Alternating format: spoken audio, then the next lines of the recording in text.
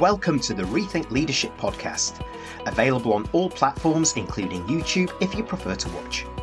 My name is Jeremy Blaine, CEO of Performance-Works International, Executive Director of the Transformational Leadership Acceleration Institute, and Managing Partner of Diversity Talent. My aim is to bring insights from leaders, experts, and highly talented professionals from around the world. Insights, stories, and advice from the front lines of modern leadership to engage, inspire, and mobilise progress back in the workplace. Every episode is a learning opportunity for us all. The Rethink Leadership podcast also supports charities around the world. Each episode is in aid of a cause chosen by my guests, and to date I'm proud to say we've supported over 60 global and local great causes. My guest today for the Rethink Leadership podcast, Matt Episcopo. Matt is a retired captain of the Madison County Sheriff's Office in New York State and now a speaker, author and trainer. Matt knows that the real way for leaders to become effective is to build credibility, trust and relationships. His efforts have helped companies around the world improve all aspects of their leadership.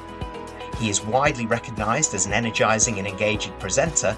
He's a featured TEDx speaker and the author of the book How to Gain the Upper Hand, Power Tactics That Get Leaders Results. A Medal of Honor recipient with more than 21 years of law enforcement experience, Matt bridges the gap between the structure of the police force and what can be learned in the corporate world around engaging and mobilising others to work effectively with virtually anyone.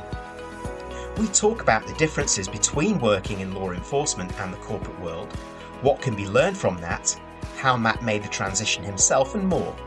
We then go deeper into how Matt works with leaders everywhere to supercharge their relationships, communication, collaboration and results through his powerful approach.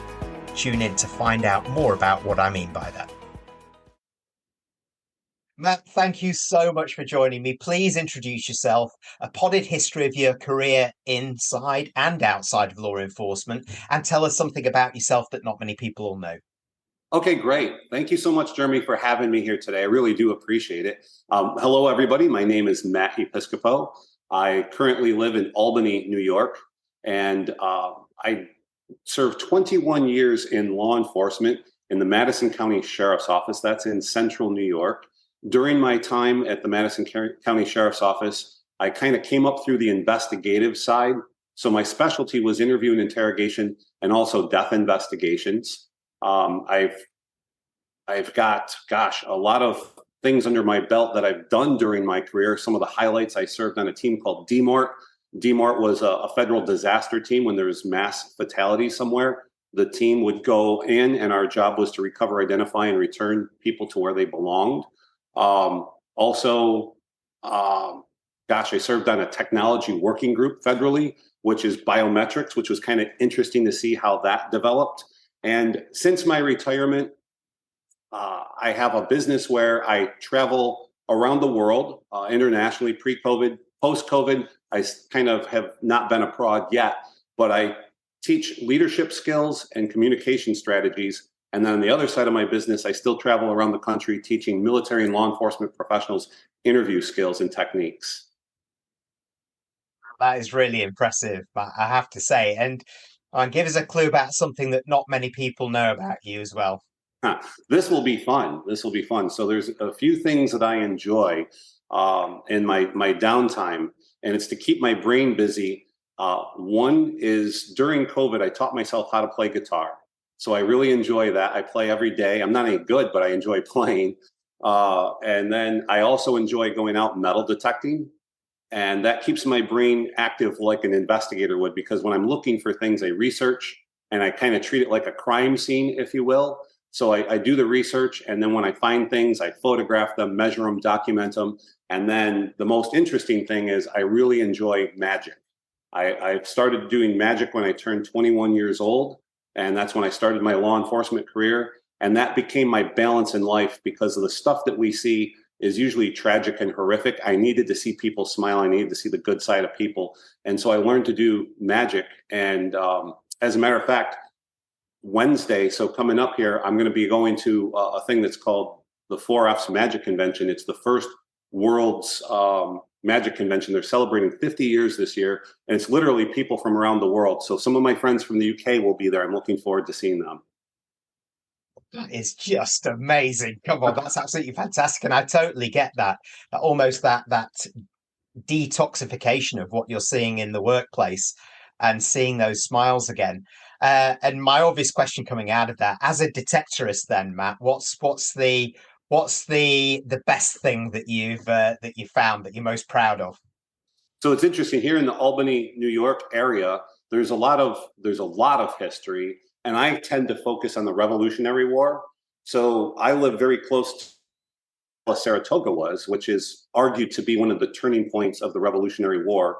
So I have obtained permission to be on some of the homeowners' lands that were around that area, and I've found cannonballs, military buttons, musket balls, and for me, I say I treat it like a crime scene. So there's one area where I'm able to go in and photograph and pinpoint everything, and I'm able to take a modern day map and an old map and layer them together, and I can show the pins and what I found. And I actually have reconstructed a skirmish between the British and the Americans.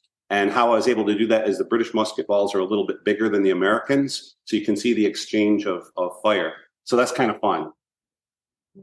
And that really is what you said before. That really goes back to your law enforcement days and that forensic analysis Right. of the scene. Absolutely fantastic. Wow, gosh.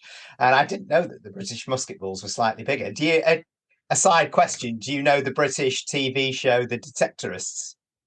I don't, but I'll just show you. There is a British musket ball for you. It's here on my desk. Oh, there it is too. There's Wow. 0.69 millimeters. So Right. there it is. This is actually one from the Battle of Saratoga. So there you have it for all your friends in the UK. That is a British musket ball fired during battle. Well, for those of you on YouTube, you'll be able to see that. For those of you who aren't, get on the YouTube version and you'll see Matt and his musket ball. Absolutely fantastic. And yes, I can well recommend The Detectorist, the BBC TV I will show. look it up. It's a fun show. Yeah, do so. It's a lovely little show, and I'm sure you'll appreciate it a lot. So, as much as I would love to discuss this more all day, let's go into almost like your dual careers, the law enforcement, then what's happened next outside of law enforcement. So, when you move from law enforcement into the corporate world, what were the main differences in leadership approaches and styles that you came across, Matt? So I can only speak to my experience coming from law enforcement and teaching the corporate world, because what they really like is our structure and our discipline. I have never worked in the corporate world. When I turned 21, I got into law enforcement. So I grew up in law enforcement my entire life and career. So I don't know what it's like. I can only tell you what it's like to collaborate with them. And they really like the structure and the discipline and the how we systematize things that we do. Because when you have a system, then you can duplicate and replicate that success. Yes, I can understand that. And it leads me to an obvious follow-up to that then, Matt, which is, so if you play that out a little bit from your observations and now you're working in across both worlds, actually, Yes. What can leaders in the corporate world learn from law enforcement? And I'm guessing there's a vice versa to that. Very much so, there is. So coming from an interview and interrogation background, it's all about building rapport and relationships. That's really what it's about. So what I teach and practice in my own business is building relationships with people, because I find that when someone meets another person, they're looking for trust and credibility. Those are the two things you need to write down and etch into your brain, is trust and credibility. Because if we know that's what they're looking for, then we can deconstruct that and say, how do I deliver that to them? And there's a lot of different ways of delivering trust and credibility. But if you don't have trust and credibility, you're not going to move someone to a yes. So create your foundation of structure and discipline, invest in the relationships and create that rapport to then be credible to everybody else, but also have that strong trust, that strong mutual trust, which is absolutely critical, right? If you're going to be then communicating, collaborating, co-working, whatever it is. And I guess that's why there is also has to have been, as in business, a strong evolution of leadership techniques in law enforcement, particularly around those elements of communication and collaboration. So, why do you think that was needed if there has been such a structure and such a discipline in law enforcement? It's always the And first thing to break down. Okay, so whenever I take a look at what goes down, I like to debrief. That is something that I always do. Is after I have an interaction with anyone, even after this, I'll debrief it and say, okay, what did we do? What went right? What went wrong? How do I improve? Bullet points moving forward. So I deconstruct and evaluate everything I do. And when I deconstruct things that went wrong, many times, if not most of the time, it's a communication error of some form. yes, I can understand that too. And we know that poor communication can lead to misunderstanding. And that's the curse of email, isn't it, as well? Is that not just Yeah, and your so verbal. to capitalize on that, I say this many times when I'm speaking with people. I say, how many times have you had a conversation with somebody and you ask them to do something, and in your mind it was crystal clear, there was absolutely no way they could mess it up, and somehow they don't get it right from your perspective? And everyone raises it. It happens all the time. It's because we don't usually do what I would refer to as a feedback loop, where you either say to someone, okay, Jeremy, here's what I would like you to do. Will you please tell me what you understand the instructions are, right? That kind of thing. Or, so Jeremy, if I heard you right, what you're saying is, right, it's to communicate and further understand. And that's where it breaks down, because people hear, we see them nodding their head like they got it, then they go to do and execute, and it's not what you meant. So it's important to clarify. Yes, I've definitely fallen into that trap Me many too. times in my careers, and I'm still learning, and Yeah. still doing it, particularly in these fast-paced times. You know, banging off a few emails or having a few phone calls, and the amount of rework that can create sometimes is horrific. And I'm also Uh, finding, to finish off that why is it more important today is when I'm talking to leaders today that are hiring people and developing their teams and getting people ready to take over for that leadership role. This is the biggest problem here, is everyone's doing this instead of this. And so they're telling me that today people are just having a hard time having a face-to-face conversation with someone with good eye contact and smile, and just being able to hold a conversation for any length of time, because they're so distracting. Even if you're starting a conversation, they feel the need to check this phone. It just buzzed. What is that? It's so difficult. And think back 10 years ago, we'd never even had this as an issue, a problem. It wasn't on the table so much. I mean, cell phones existed, but we weren't so dependent on the apps that we use to manage our businesses and our lives and the way that we communicate. So it's really changed things a lot. it really has, and there's now that neuroscientific proof of it, how it reshapes the brain, how you have these dopamine hits of 10 seconds, you know, the TikToks or the videos, you know, those of us certainly with teenagers certainly know that, but the damage that can do to attention spans, etc.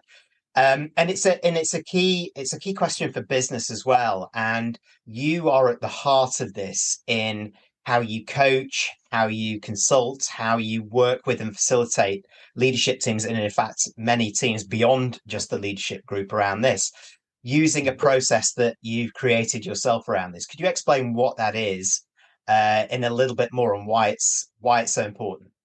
Sure. So in government and here in the States, we love acronyms, right? We love a word that each letter means something. So I came up with the word power because I thought that was a good, powerful word, number one. And that's what we can break it down into 5 steps. It's a communication process. When I started taking a look at what it was that I did and how I was having the success that I had, and I deconstructed it. So I'll just run through each of the letters quickly. And if you want me to elaborate, I'm more than happy to. So the P is preparation. Really, you can't go into things. I know we cannot always have the luxury of preparing, but when we can, we really have to make that part of our plan to prepare before we go in. In other words, don't just wing it. You have to have a solid plan, and you have to prepare for that. The O is your observations. You're going to be reading people's body language, and they are reading yours, whether you know it or not, because it's arguable that 90 something percent, 92%, but over 90% of human communication is nonverbal communication. It's the way we say things. It's our facial expressions. It's our tone of voice. It's our body language. It's the clothes we wear. It's all these signals that we give off on how we communicate. So it's been said that 7% is the spoken word, but that's what we all focus on. Now, the words are very important, but if it's such a small sliver, we really want to observe and take in all that information so we can have better quality communication. The W is win them over. That is rapport building right there. So you haven't even got to the heart of things yet, because if you haven't had the preparation and making your observations and focusing on building rapport, and building rapport is something we have to do and recognize, because you don't just do it once, it's forever. Because if we're going to have relationships, business relationships, we want long-term business relationships with people, you have to maintain rapport once you build it. Then the E is the emotional connection. Human beings are emotionally based people. We're emotionally based creatures. The most powerful tool that we have is telling stories and communicating with people. And when you can connect with someone emotionally, people will make a decision based on emotion first and back it up with logic. So we have to connect with people emotionally. And then the R is to retain people. You want to do either business with them again, or maintain that relationship. And so that's really kind of an easy to remember package that I put it into. It's so powerful too, Matt. And it strikes me that the impact of this can be across many things, whether you're collaborating, communicating, coaching, team working, whatever it is. And maybe just an aside question, but in what sort of capability areas like that has your power process been shown to have the greatest benefits when we consider business leaders, for example? Gosh, I get hired all the time to do keynotes, and this is what I focus on. And usually, with the limited time that I have with people, I focus on the first three, the P, the O, and the W, so the POW, right? I focus on those because in my observation, when I watch people either in sales, for example, or in leadership roles, they start at step number 4. And that's usually when you're trying to move someone to a yes, or get someone to do what you would like them to do, or be persuasive, or negotiate, or those things. That's usually step 4. And I find that many people just go in and start there.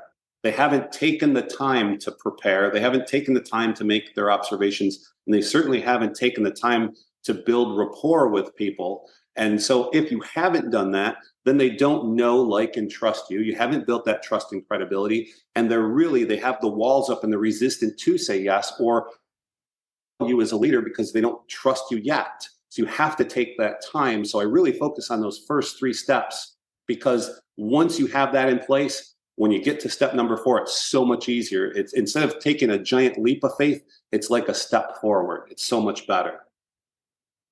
Yeah, and I'd like to get into this a little bit deeper, because from a leadership perspective, these are fantastic skill sets as much as a process to go through in terms of how they might present themselves, the link to measurable results through the business and others as much as themselves. So how do those leaders tuning into this, Matt, embrace the power, let's say, and get started on the journey if they're going to tackle each step of your process? Sure. Would you like me to maybe give a tip on each one? Because there's a lot of tips for each of those bullet points, if you will. But to give value to the people listening or watching this, I can certainly give a tip, and that would maybe create a situation where they want a little more and can learn more. But so, for example, mentally rehearsing. I'm sure this is something you're very familiar with, but I teach the leaders that everything starts in your mind. Whether you believe you can or you can't, you're right. It's been said a million times. That's not original to me, but it really struck me. If you don't think you can, you're right. If you think you can, you can. So when I take a look at my career, I loved it when people told me no, because I felt like I then had something to work with. All right. I have a goal. I have an objective. This is great. I didn't let it take me down and say, oh, I can't do it. Most of the things, if you take a look at my resume, were firsts, because I saw a need. And so you have that mindset. And so maybe just a very simple technique that they can do. And I'll do this with you because I think it will be fun. And I would invite the people listening to actually do it, because you're going to get value if you do it. It's one thing to listen to it and be entertained, but if you actually do it, it's going to work for you. And it's a very simple technique. So it's called, I want you to repeat after me. All right. Well, let's just have some fun. Say, I'm cool. I'm cool. I'm calm. I'm calm. I'm the best. I'm the best. Sounds easy. But now what I want you to do is I want you to say it. Just look right at the camera and say it with a little attitude and swagger, like, I'm cool, I'm calm, I'm the best. Go ahead and do that. I'm cool. I'm calm. I'm the best.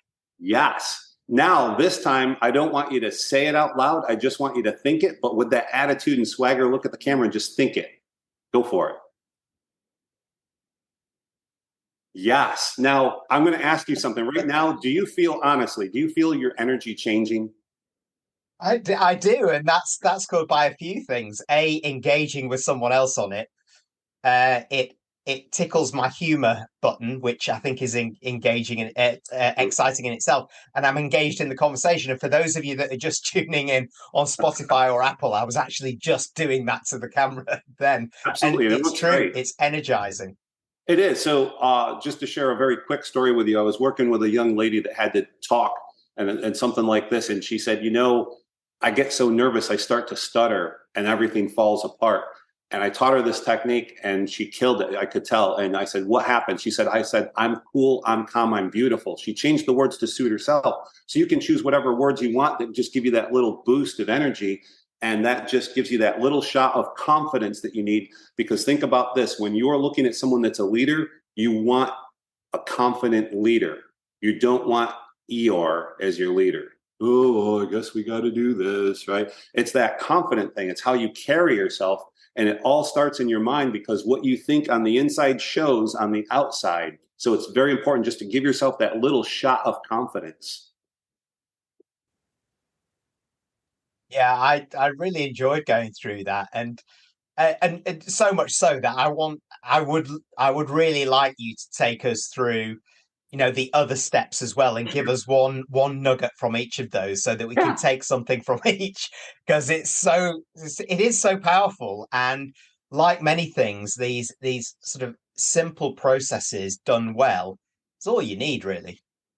You're 100% right, because these things are not original to me. I just put them into a system that works. And when people say, Matt, these are simple, it's absolutely. They're simple and they work and they're proven to work. And it's something I do every day in my business and when I teach and train other leaders. So again, another technique is when you're doing your observation, eye contact and a smile is so important. So a tip is, if you notice right now, you probably feel as though I'm looking at you because I'm literally looking at the camera versus like this. I'm looking at you on the screen now. When we're on the screen, even though we accept this, it's much more powerful to feel the eye contact and the smile, and that's universal. So just having good eye contact, good smile, and a good open posture, that's really what we want. So here's another interesting thing, is a lot of people always take when you cross your arms as a negative, and they say this is a resistant body language. So I'd like to dispel a myth with that. Is sometimes it could be, it could be, but it doesn't mean that it always is. It could be someone's cold. That's all. It could be that they're just giving themselves like a little self-soothing hug, if you will, without realizing. There's a lot of things that happen without us thinking about it.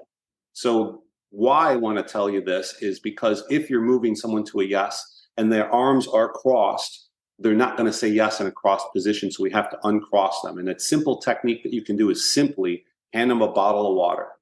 As soon as you hand someone a bottle of water, they uncross and they take the water. You have one yourself. Now you're mirroring, and people like themselves. You can also do that by just saying, you know what, I got to stretch my legs, or I have to take a bathroom break or whatever it is. And movement, as soon as they move, right? And it's just that little bit of a break. Now, when you sit back down, they're uncrossed and more open. So it's just a signal to recognize if you're moving to that yes, and you see this, we want to do something to uncross them. And it could be that you just got to move back a little bit, back to the rapport building stage, and they'll naturally uncross. But it's just a signal to look for. Any questions on that before I go to W? No, it makes sense because it links very closely to what you just started with me, with that little exercise to get the energy there, but also engaging them to unlock body language as well as engage in positive body language is something that I think is really neat, Matt. Absolutely. Thank you. And so the W is win them over. And this is building rapport. I'll teach you a really simple technique to build rapport with anybody. I've done this years and years. So I'll do this again with you because you're so gracious to help me out. So Jeremy, if you could do anything you wanted to do today, you didn't have any obligations, you didn't have any family obligations or work obligations, you could do what you wanted to do, what would you choose to do today? I'd go up a mountain. Say one more time. I'd go up a mountain, walk up a Oh, hill. you go hiking? Yeah. So tell me about that. Well, that's where I'm at my happiest. It's been a passion since I was a kid, and I just love the feeling of the ground underneath the feet. That real connection with the ancient earth of a mountain is like nothing else. Fantastic. When you come over to New York to visit, we have the beautiful Adirondack Mountains and the Catskill Mountains. And just to the east of me is the Green Mountains and the Berkshire Mountains. We have all sorts. So I'd be happy to show you around. And I'm going to pause right there. So that's a technique that I could go forever because there's what I'm going to call TED questions, TED. The T means tell me. And that's what I use with you. And I kind of hang out there 90% of the times. That's my favorite one, is just getting people to talk. The more they're talking, the more you're doing something right. That's the whole thing. We just have to be good listeners and get people talking, because let's face it, when you get someone talking about things they like, you're putting them in their happy place. There's a few reasons why I do that, because when you put someone in their happy place and look at you, you're smiling, you're beaming, you were just thinking about going up a mountain, which you love. Now, as we move forward, I have a baseline to compare and contrast against. I can tell if you're moving away from your happy place. And if you are, I'm going to go back to building a rapport because I want to keep you happy, right? That's the whole thing. I've learned something about you now that I know you like. So if I was to follow up with a thank you card or a thank you letter, it might have a mountain theme to it. That kind of thing. It's that personal connection that we're going to. So there's so many good reasons for doing that. And it's just a simple technique. If you could do anything you wanted to do, no family obligations, no work obligations, what would you choose to do? And you can. So here's the important part. If they say, I would like to hike up a mountain, and you like to do that as well, and that's truthful, you say, wow, me too. Tell me about it. And you start exchanging stories. If not, you give them the upper hand and you say, you know what? I don't know a lot about hiking, Jeremy. Tell me about that. And you just keep prompting them to go. So never BS anybody during rapport building. If you know about it, go for it. If you don't, say, tell me about it, and just keep prompting them to talk.